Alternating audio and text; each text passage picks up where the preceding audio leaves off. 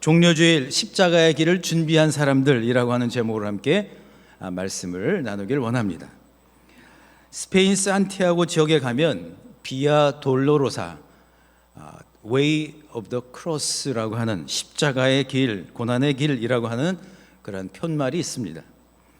이 고난의 길, 십자가의 길, 이 순례길은 프랑스 남쪽 지방에서부터 시작을 해서 스페인 산티아고까지 저렇게 800km까지 저렇게 연결이 되어 있습니다. 굉장히 길죠? 수년 전부터 한국 사람들이 이 산티아고 순례길을 꼭 가고 싶은 곳 중에 한 곳 버킷리스트에 올려놨다고 하지요. 얼마나 많은 사람들이 가는가 하면, 한국 사람들이 많이 가는가 하면, 길을 가다가 한국 이름을 부르면 10명 중에 한두 명은 뒤를 돌아본다고 합니다. 근데 여러분, 왜 사람들이 그렇게 열광을 하면서 그곳을 갈까요? 사실 이 스페인 산티아고의 저 길은 중세시대 유럽에서 순례의 길이었습니다. 순례자의 길이었습니다. 스페인, 프랑스, 독일, 이탈리아 등 많은 나라의 순례자들이 한마디로 성지 순례를 떠난 것이죠. 속죄와 영혼의 구원을 바라는 마음을 가지고 길을 걸었습니다. 그런데 그때 그 길은 매우 위험했습니다. 늑대와 같은 들짐승들도 있었고, 그리고 욕심 많은 영주들과 또 여관 주인들이 그 비싼 숙박 시설을 사용하게 해서 또 많은 어려움을 겪기도 했다고 합니다. 그럼에도 불구하고 그 당시에 중세 시대의 그 믿음의 순례자들은 거룩한 예루살렘을 가는 그 심정을 가지고 그곳을 끝까지 갔다고 합니다. 오늘은 여러분 종려주일입니다. 우리는 종려주일 하면 낙이 타고 오신 예수님을 생각하기가 쉽지요. 그런데 오래전에 이 종려주일을 가리켜서 도미니카 호산나, 즉 고난의 주일이라고 불렀습니다.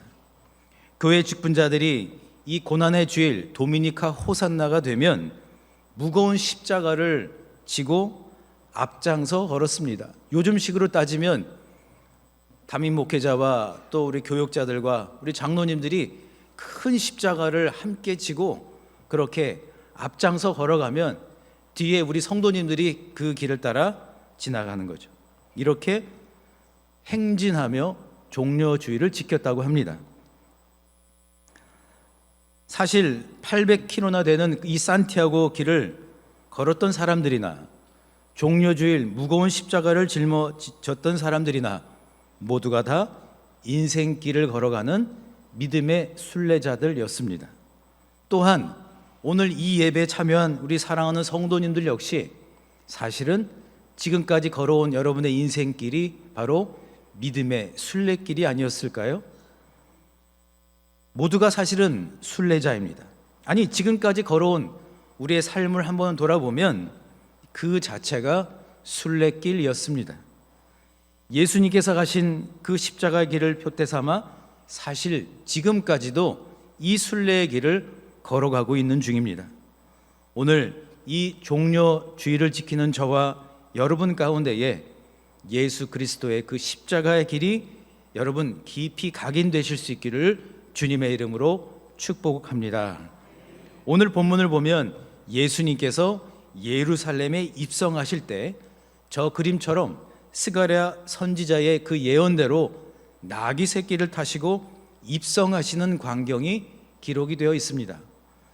예수님은 감람산 벳바게에 이르셨을 때에 두 제자에게 저 건너편 마을에 가면 나귀와 나귀 새끼가 있을 터이니 풀어서 끌고 오라 말씀을 하십니다. 그런데 그때 누군가가 무슨 말을 하거든 주께서 쓰시겠다 하라, 주가 쓰시겠다 하라, 이렇게 말씀을 하셨어요. 여러분, 하나님의 말씀을 읽으면서 우리는 때때로 질문을 잘 할 필요가 있죠. 왜 예수님은 명마, 준마, 큰 말을 안 타시고 나귀를 왜 타셨을까요? 또한 사람들은 나귀를 타고 오시는 예수님을 향하여 어떤 행동들을 했을까요? 이 두 가지 질문을 가지고 함께 말씀의 은혜를 나누고자 합니다. 오늘도 말씀의 주인공이 꼭 되시기를 주님의 이름으로 축원합니다. 첫째로, 이 세상의 모든 것은 다 주님의 것입니다. 저랑 따라하실까요? 이 세상의 모든 것은 다 주님의 것입니다. 아멘. 본문 2절의 말씀 한번 같이 읽어보실까요? 시작. 이르시되 너희는 맞은편 마을로 가라. 그리하면 곧 매인 나귀와 나귀 새끼가 함께 있는 것을 보리니 풀어 내게로 끌고 오라. 아멘. 예수님은 즉흥적으로 나귀를 보고 저 나귀를 타자 이러지 않으셨죠? 오늘 본문을 보면 예수님은 이미 나귀를 생각하고 계셨습니다. 아니, 나귀가 어디에 있는지 알고 계셨죠? 마치 주님의 머릿속에는 내비게이션이 켜져 있는 것 같아요. 어디에 무엇이 있는지를 미리 알고 계셨습니다. 제자들은 놀랐습니다. 아니, 나귀가 여기에 있는 걸 어떻게 아셨지? 그 전에 와보셨나? 아니, 그 나귀 주인과 잘 아시는 사이인가? 뭐 이런 생각들을 했겠죠.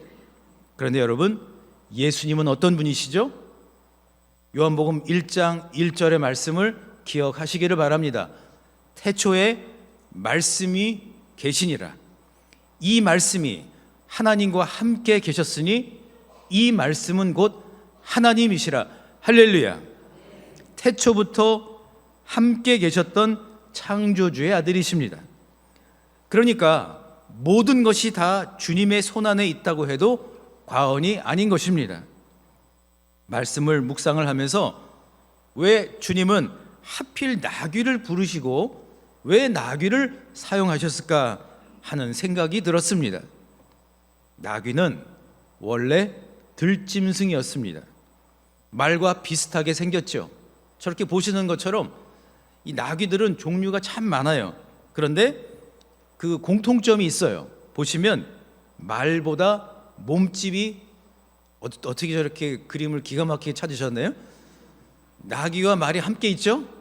차이가 엄청나죠? 그런데 가만히 보십시오.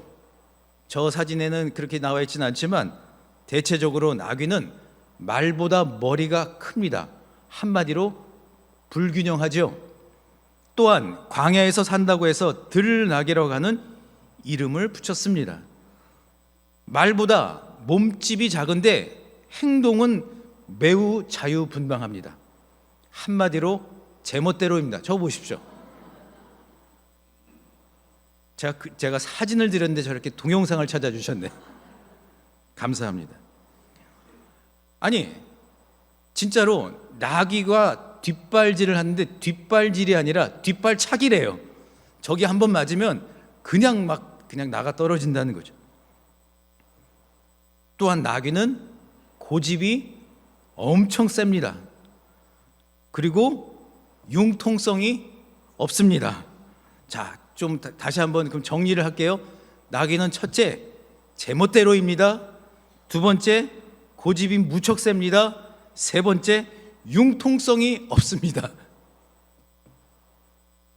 그런데 여러분, 이 들나귀가 길들여지니까 잘 쓰임받는 저것처럼 짐나귀가 된 것이죠. 저렇게 무거운 짐을 잘 또 지고 걷는 거예요. 몸집은 작지만 말보다 훨씬 더 건강합니다. 또한 말보다 작아서 어느 곳이든 아주 작은 골목길도 잘 갈 수가 있죠. 또한 고집은 세지만 한 번 마음을 정하면 끝까지 목표를 향해서 가는 충성스러운 가축이 된 것입니다. 그런데 여러분, 오늘 말씀을 묵상하면서 먼저 들나귀의 특징을 생각하는 중에 이 들나귀가 바로 저와 여러분의 모습과 닮아 있었음을 보게 됩니다. 들나귀처럼 완고하게 살았던 것 같아요. 아니, 살았습니다. 예수님을 알기 전에 자유분방했습니다. 아니, 제멋대로 살았습니다. 내 인생 내 거라고 생각하며 살았습니다. 어디는 마음 내키는 대로 다니고 행동했습니다. 집에 가만히 있지를 못하고 들나귀처럼 광야를 쏘다녔습니다. 그런데 들나귀가 집으로 돌아가 집나귀가 된 것처럼 하나님 집으로 우리를 불러주셨습니다. 세상이라고 하는 벌판에서 헤매고 있을 때 구원해 주시고 하나님 자녀가 되게 해 주셨습니다. 그리고 왜 살아야 하는지, 뭘 위해 살아야 하는지를 이제는 제법 알게 된 것 같습니다. 더군다나 오늘 본문에 나오는 나귀처럼 특별하게 대해 주셨습니다. 오늘 본문 3절에 보시면 만일 누가 무슨 말을 하거든 주가 쓰시겠다 하라, 이 말씀을 하시면서 쓰임받게 하셨습니다. 가만히 따져보면 나귀처럼 볼품없는 나, 고집센 나, 그 나를 부르신 것 아닐까요? 가만히 생각을 해보니 몇 번 말씀을 드렸지만 여러분들이 반응이 좋은 것 같아 또 한 번 반복을 하지만, 최씨에, 전주 최씨에, 또 머리는 반곱슬에, 이는 옥리 비슷하게 났으니, 고집센 최가의 세 가지 요소를 다 갖췄으니 제가 고집이 얼마나 세겠습니까? 엄청 셉니다. 이름도 최철입니다. 밝을 철, 빛날 철도 아닌 쇠철자를 썼으니, 여러분 저 어렸을 때 별명이 뭔지 아십니까? 아이언맨이었습니다. 그런데 돌아보면 내가 뭐라고,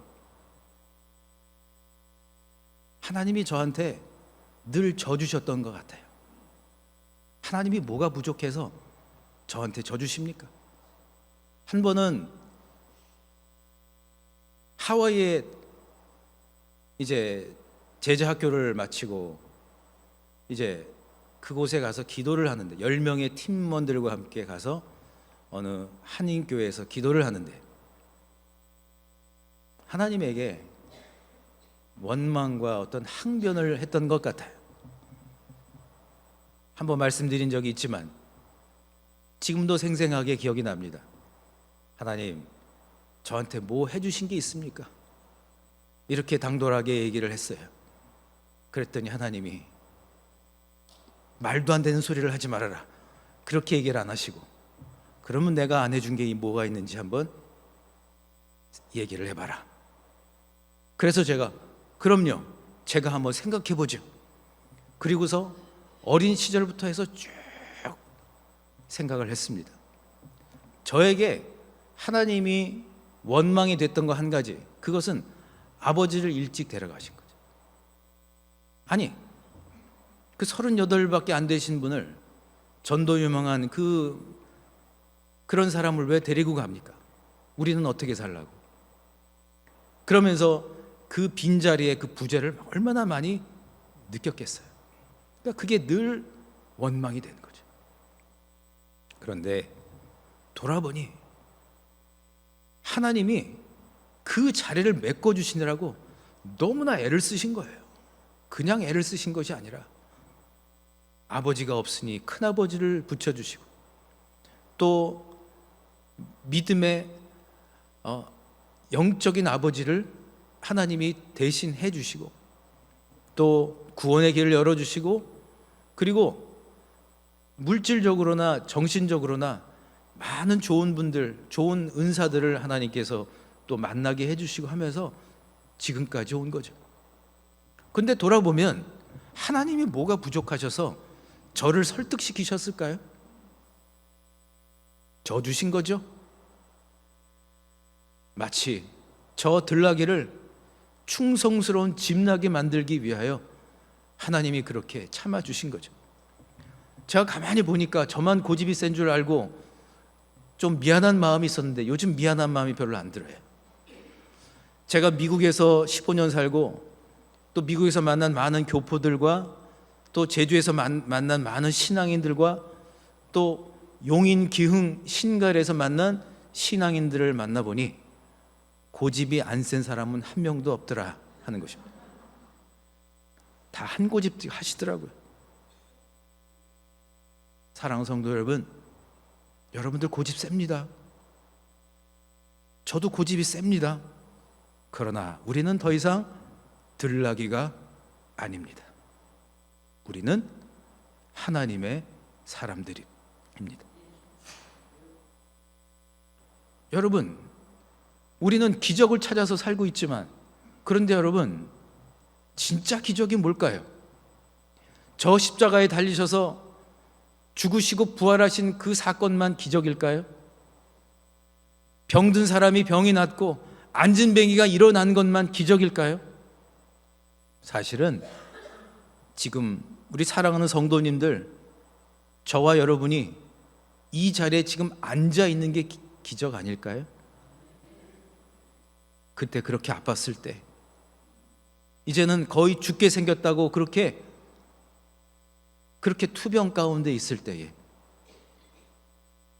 또 다른 사람들은 알지 못하는 인생의 그 눈물 골짜기를 통과해야만 하는 그 일, 사랑하는 사람을 먼저 보낸 그 처절한 아픔, 그 많은 인생의 그 수많은 일들 속에 있었던 내가 지금 이 자리에 이렇게 앉아 있다는 게 기적 아닐까요? 사랑하는 성도 여러분, 우리는 오늘 말씀을 통하여 다시 한번 분명히 이 마음속에 새겨야 합니다. 나는 누구죠? 나는 하나님의 것입니다. 나는 하나님의 것입니다. 내가 너를 지명하여 불렀나니 너는 내 것이라 말씀하세요. 나는 하나님의 것입니다. 비록 내가 아직도 들나귀와 같은 그런 습성들을 갖고 있다 할지라도 나는 하나님이 택하신 하나님의 거룩한 나귀와 같은 존재일 줄 믿습니다. 그러므로 사랑하는 성도 여러분, 오늘 하나님께서 저와 여러분을 이렇게 부르신 것 같아요. 주가 쓰시겠다 하라. 내가 너를 사용하기를 원하노라. 내가 너의 인생을 붙들고 있음을 기억하라. 이 사순절 종려주의를 맞아 다시 한번 우리의 마음의 중심, 인생의 중심을 바로 잡아야 하지 않을까요? 몸에 좀 힘 빼셔도 됩니다. 누가 뭐라고 해도 좀 됩니다. 그리고 잘 못하셔도 됩니다. 나는 하나님의 사람입니다. 할렐루야. 우리 그런 의미에서 몸에 좀 이렇게 긴장을 좀 푸세요. 긴장하면 졸음이 오더라고. 보면 몸에 힘을 빼세요. 그러시고 여러분, 그냥 껄껄하는 인생 사지 마시고 쩍쩍하는 인생 사지 마시고, 어떤 목사님이 그랬다는 거예요. 여행 삼아 미국에 일주일을 다녀왔는데 이분이 일주일 미국 다녀온 이후로 맨날 그런다는 거예요. 사람들 만나면, 설교할 때도 내가 미국에 있을 적에. 그래가지고 그분에게 설교를 부탁을 안 했대요. 기도만, 축도만 하시라고 했는데 이분이 기도를 하시다가도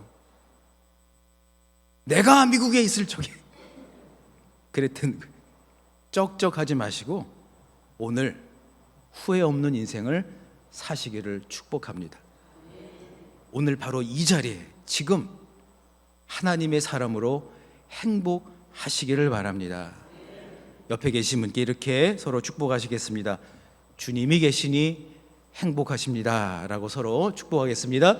주님이 계시니 행복한 분이십니다. 아멘. 그런가 하면 두 번째로, 주님께 쓰임받는 것이 곧 축복이라고 말씀을 하십니다. 7절의 말씀을 보시면 나귀가 어떻게 쓰임을 받은지 보여주고 있죠. 한번 같이 읽어보실까요? 시작. 나귀와 나귀 새끼를 끌고 와서 자기들의 겉옷을 그 위에 얹음에 예수께서 그 위에 타시니. 아니, 나귀가 맨날 그냥 채찍이나 맞고 또 그냥 말 구유에나 있어야 되는데 그냥 막 겉옷을 깔아주면서 예수님이 타시니까 아주 그냥 융숭한 대접을 받는 거예요. 그런데 여러분, 이 나귀의 모습 가운데 또한 오늘 본문에 나오는 사람들의 모습을 보십시오. 그냥 평범하죠? 예수님은 나귀에 올라타십니다. 그러자 사람들은 최고의 예우, 그 당시에 최고의 예우는 자신의 겉옷을 벗어서 깔아드리는 거예요. 겉옷을 벗어서 길 위에 펴놓는 사람이 있는가 하면 어떤 사람들은 길가에 나뭇가지를 펴놓는 거예요. 최고의 예우를 갖추는 거예요. 그런데 여러분, 마치 시장에서, 길거리에서, 저기 지금 우리가 주변에 보는 저 길거리, 신갈 오거리, 저 뒤편에 많은 상점들이 있는 그 길거리에서 바쁘게 움직이고 있는 사람들의 모습이 생각나지 않습니까? 사람들은 누구나 다 그냥 그날의 일상을 살아가죠. 그것이 특별히 어떤 중요한 의미를 갖고 있지 않아 보입니다. 물건을 팔고 물건을 사기도 하고 길가를 지나가기도 합니다. 그런데 실상 오늘 본문에 나오는 나귀와 사람들은 그들의 생애에서 가장 특별한 시간을 맞이하고 있는 것입니다. 본문 9절의 말씀을 한번 같이 읽어보실까요? 시작. 앞에서 가고 뒤에서 따르는 무리가 소리 높여 이르되 호산나 다윗의 자손이여 찬송하리로다. 주의 이름으로 오시는 이여 가장 높은 곳에서 호산나 하더라. 아멘. 9절에 나오는 나귀 그리고 사람들은 지극히 평범한 사람들입니다. 아니, 아주 화려한 준마, 백마도 아닙니다. 멋진 옷을 입고 재력과 명예를 갖춘 사람들도 아닙니다. 그저 지극히 평범한 일상을 살고 있는 사람들입니다. 프레드릭 비크너 목사님의 말처럼 그냥 평범한 일상이었는데 주목할 만한 일상이 되어버린 거예요. Remarkable Ordinary가 되어버린 거예요. 그냥 평범한 일상이 아니라 매우 비범하고 특별한 일상으로 바뀌어버렸어요. 이유가 뭐죠? 주님의 이름을 불렀기 때문입니다. 주님의 이름을 높여드렸기 때문입니다. 다윗의 자손 예수 그리스도 메시아, 당신이 지금 이 자리에 가십니다. 저 십자가의 길을 가셔서 우리를 구원하시려 그 길을 걸어 가고 계십니다. 할렐루야. 이들은 더 이상 구경꾼이 아니에요. 그냥 구경하고 있는 그런 사람들이 아니에요. 예수 그리스도의 십자가 길 위에 당당히 참여하고 있는 거예요. 아니, 하나님의 그 영광의 도구로 귀하게 쓰임받고 있다는 사실입니다. 그러자 사람들이 놀라기 시작을 하죠. 보통의 나귀와 보통 사람들이 예수님의 그 길을, 그 십자가 길을 선포하자 기적이 일어납니다. 온 성이 막 소동하기 시작을 해요. 그리고 사람들이 그분의 이름을 부르죠. 본문 10절에 이렇게 말씀을 해요. 예수께서 예루살렘에 들어가시니 온 성이 소동하여 이르되 이는 누구냐 하거늘, 그러면서 그분의 존재를 사람들이 알기 시작합니다. 11절의 말씀을 한번 같이 읽어보실까요? 시작. 무리가 이르되 갈릴리 나사렛에서 나온 선지자 예수라 하니라. 아멘. 예수님은 오늘 본문 이 말씀을 읽고 묵상하는 저와 여러분을 향하여 말씀하십니다. 평범한 나귀와 평범한 사람들이 바로 저와 여러분이라고 하는 겁니다. 내가 지금 하고 있는 일, 시장에서 장사를 하고 물건을 팔기 위해서 다리품을 팔고 매일매일 처리해야 하는 수백 장의 그 서류들을 맞이하고 있는 나, 여전히 시험 준비를 위해서, 취업을 위해서 정말 그 어려운 시간들을 보내고 있는 이들을 향하여 말씀하십니다. 바로 그 자리에서 주님의 십자가 길에 동참하라고 말씀합니다. 물건을 팔면서 그리스도의 십자가 길을 함께 걸어가라고 말씀을 하십니다. 취업을 위해서, 시험 준비를 위해서, 또는 직장에서 힘겹게 일하면서 야근을 하며 살고 있다 할지라도 그리스도의 십자가 길을 함께 걸어가라고 말씀을 합니다. 나만 잘 되면 좋겠다 이 마음이 아니라 오늘도 이 땅을 살아가는 그 수많은 사람들과 함께 그리스도의 십자가 길에서 그 순례길 가운데 만나는 기적을 발견하며 살라고 말씀을 하십니다. 사랑하는 성도 여러분, 이 고난주간 예수 그리스도의 그 십자가의 길을 여러분 당당하게 걸어가실 수 있기를 축복합니다. 그냥 있는 모습 그대로 가시면 됩니다. 누가 좀 뭐라고 해도 괜찮습니다. 더 잘하지 않아도 됩니다. 옆에 계신 분께 좀 알려드리세요. 지금도 잘하고 계시니 더 잘하려고 하지 않으셔도 되겠습니다. 서로 한번 서로 이렇게 말씀하실까요? 지금도 너무 잘하고 계세요.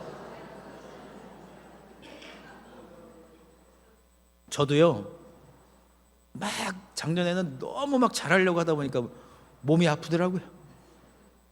근데 몸에 좀 힘을 빼니 좋아요. 할렐루야.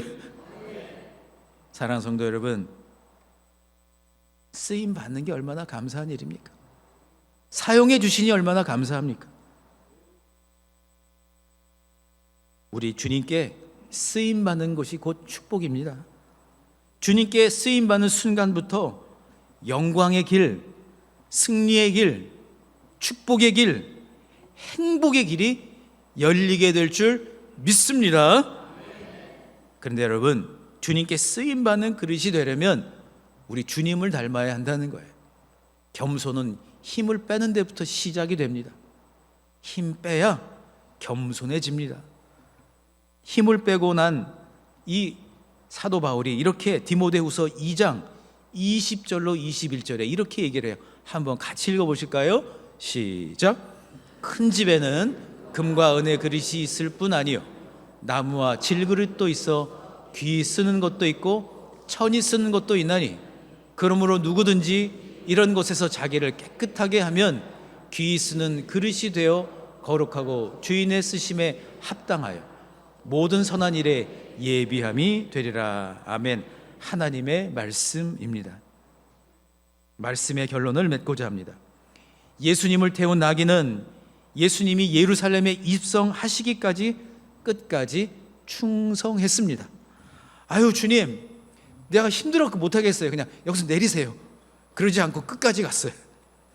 힘들다고 중간에 예수님 내려놓고 딴 길로 갔다는 기록이 없어요. 끝까지 갔습니다. 예수님이 예루살렘에 입성하시기까지 끝까지 그 일을 감당을 했습니다. 짐승이었지만 예수님을 모시고 끝까지 갈 길을 다 갔습니다. 주께 쓰임받은 우리는 그러므로 이 나귀처럼 또 그 사람들처럼 무엇을 맡았든지 어떤 일을 하고 있든지 맡은 일에 끝까지 겸손으로 충성을 다해야 하지 않을까요? 주님께서는 끝까지 충성하는 자들에게 지혜도 주시겠다고 감당할 능력도 주시겠다라고 말씀을 하십니다. 그리고 더 많은 것들을 맡기시겠다고 약속하고 계십니다. 더 나아가 생명의 면류관을 준비하고 계십니다. 할렐루야! 사랑하는 성도 여러분, 세상의 모든 것은 다 주님의 것임을 감사하시기를 바랍니다. 내가 주님께 속해 있으므로 주님께서 나의 모든 일들을 주님의 방법대로 일하시고 해결하시고 주님께서 채워주실 줄 믿습니다. 사업도 주님이 주관하실 줄 믿습니다. 가정도 주관하실 줄 믿습니다. 교회 공동체도 주님이 이끌어가 주실 줄 믿습니다. 주님 오실 그날까지 겸손의 마음을 담아 충성을 다하여 주님께 더욱더 크게 쓰임받는 우리 사랑하는 모든 성도님들이 다 되시기를 예수 그리스도의 이름으로 간절히 축원합니다. 아멘. 우리 찬양 아침함개 눈앞 가리들, 우리 찬양을 다시 마음을 정리하고 결단하는 그런 마음을 담아 함께 찬양하겠습니다. 가슴에 손을 얹으시고 함께 찬양합니다.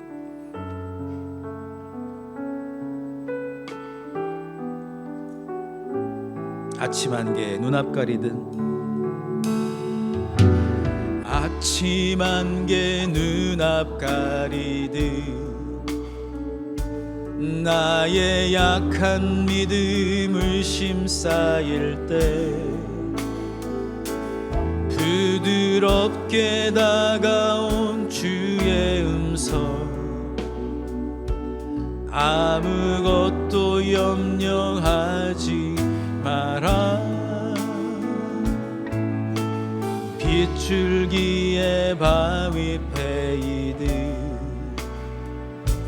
나의 작은 소망 사라져갈 때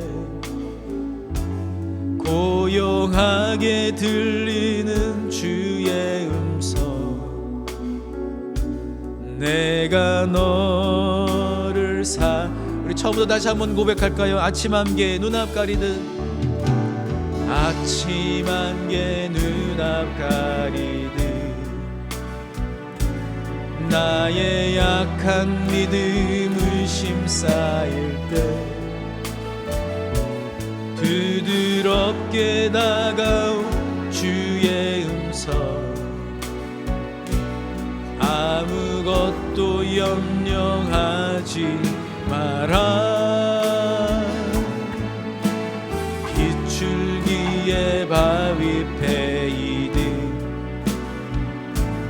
나의 작은 소망 사라져갈 때 고요하게 들리는 주의 음성, 내가 너를 사랑하노라. 외로움과 방황 속에서 주님 앞에 나아갈 때에 위로하시는 주님, 나를 도우사 상한 나의 마음 감싸주시네. 십자가의 보혈로서 주의 크신 사랑 알게 하셨네. 주님께 감사하리라. 언제나 주님께 감사해. 외로움과 방황 속에서 주님 앞에 나아갈 때에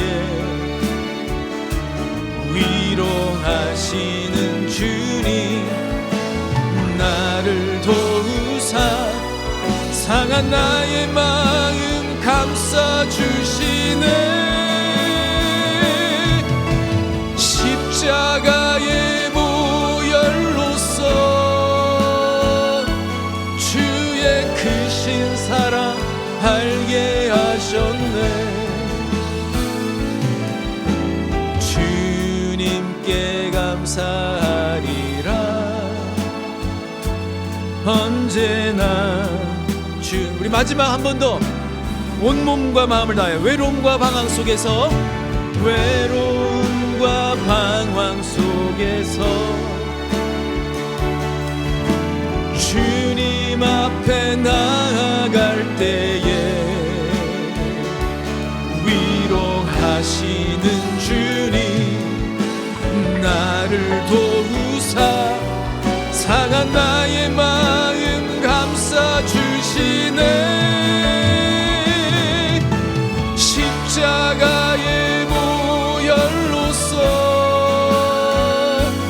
주의 크신 사랑 알게 하셨네. 주님께 감사하리라. 언제나 주님께 감사하리라. 주님께 감사하리라. 언제나 여러분의 목소리만 주님께 감사하리라.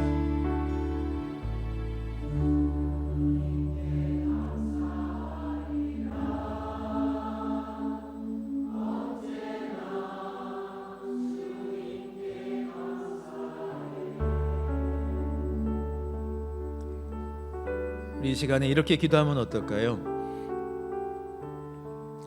하나님이 뭐가 부족하셔서 지금까지 나를 이렇게 설득하시고 들나귀와도 같았던 나를 거룩한 쓰임받는 나귀로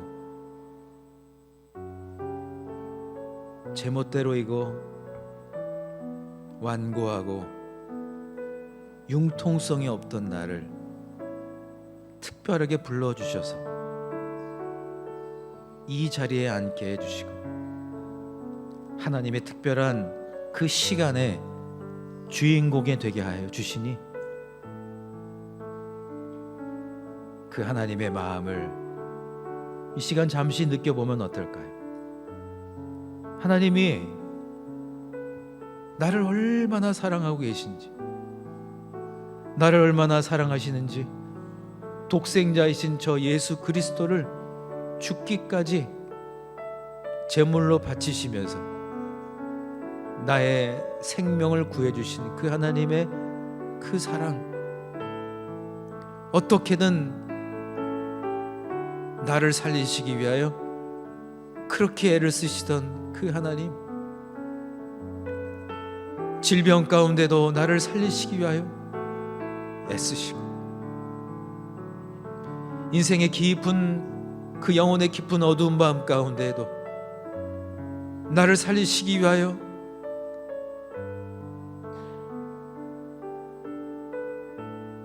함께 하셨던 그 주님, 가정을 세워주시기 위하여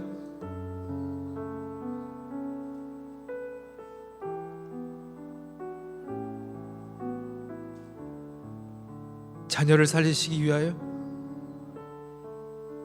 애쓰신 그 하나님, 그 하나님의 사랑이 지금 이 자리에 충만함을 믿으시기를 바랍니다. 하나님이 원하는 것은 우리 사랑하는 성도님들이 지금 그 마음을 한번 느껴보시는 거예요. 그 무한한 사랑, 그 아버지와도 같은 사랑, 그 어머니와도 같은 그 사랑, 내가 그 사랑을 체험하고 내가 그 사랑으로 채워져야만 내가 살 수 있다고 말씀하시는 그 하나님의 사랑, 이 시간 나를 살리시기 위하여 그렇게 애쓰신 그 하나님의 그 십자가 사랑을 이 시간 함께 기도하며 함께 한번 느껴보시기를 바랍니다. 함께 기도하시겠습니다.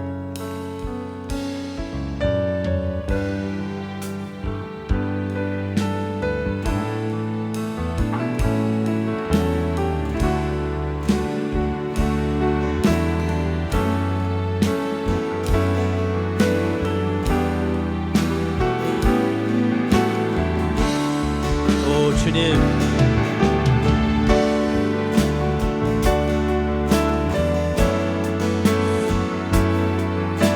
오 주님,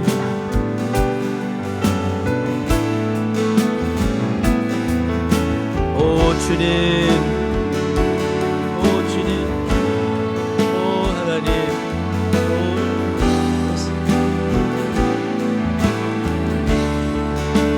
오 하나님, 오 하나님,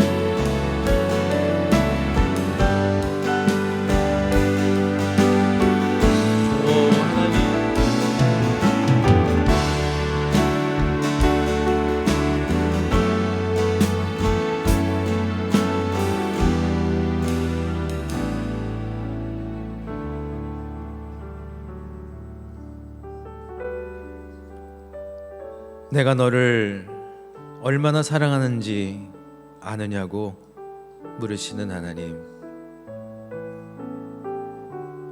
죽기까지 사랑하신다고 말씀하시는 하나님, 내가 있는 자리면 어디든 내가 너와 함께 하겠다고 말씀하시는 하나님,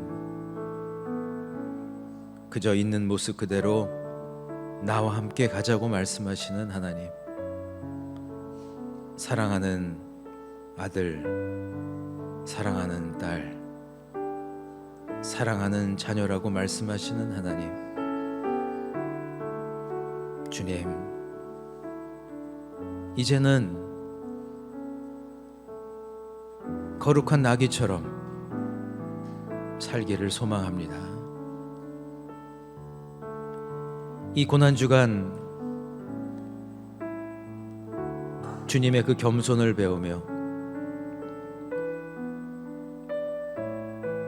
주님을 따라 나아가게 도와 주시옵소서. 우리 사랑하는 성도님들, 주님 힘겹게 살아가고 있는 삶의 그 일상을 아시죠? 함께해 주옵소서. 시장에 있을 때에도, 직장 가운데 있을 때에도, 가정에서 음식을 준비하며 있을 때에도, 또 자녀들이 학업에 열중하며 열심을 다하고 있을 때에도, 그 모든 그 일상 가운데 함께해 주시옵소서. 바로 거기서부터 십자가의 길이 시작되게 하여 주시고 십자가의 길에 참여하는 자로 살게 도와 주옵소서. 특별한 은혜를 사모하며 이 고난주간 주님과 더욱 동행하는 삶을 주님 배우게 하시고 살게 해 주실 것을 믿사오며 쓰임받게 하여 주심에 감사하며, 이제는 우리 주 예수 그리스도의 은혜와 하나님의 크신 사랑과 성령의 교통하심이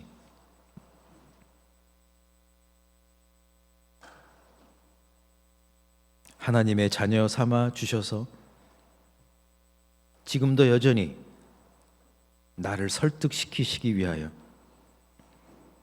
온갖 열심을 다하시는 그 하나님의 사랑에 힘입어 쓰임 받음에 감사하며 바로 이 자리에서 그리스도의 그 십자가의 길을 함께 걸어가기로 다짐하는 겸손의 왕이신 예수 그리스도를 따라 겸손을 배우기로 결정하는 모든 주의 백성들 위해 지금부터 영원토록 함께 하시기를 간절히 축원하옵나이다.